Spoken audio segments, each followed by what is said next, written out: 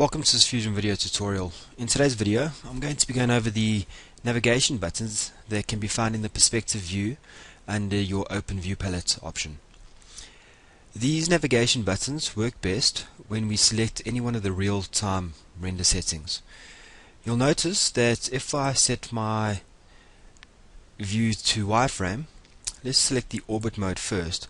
As I start to orbit the room, it automatically jumps to a real-time setting. Once I let go, it needs to revert back to the wireframe render setting. This could be quite problematic if we have, say for instance, a future vision render setting selected, as each time we select this and let go, once we've found our view, it will revert back to the future vision.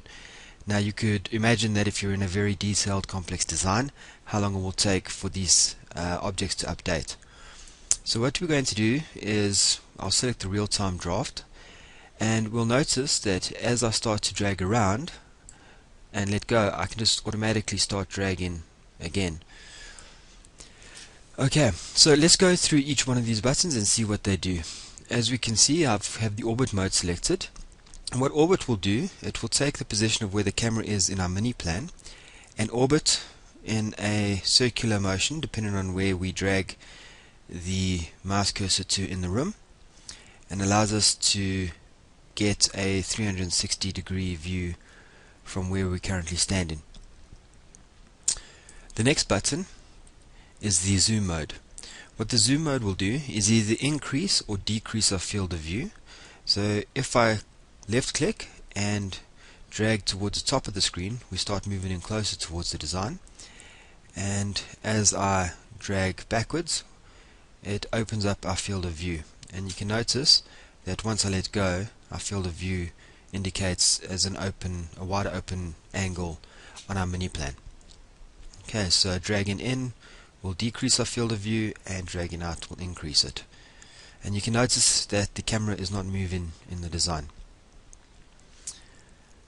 The next of these buttons is the look around.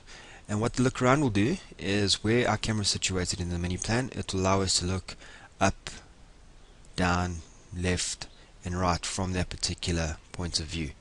And as you can see, as we move in, it's updating in our mini plan section.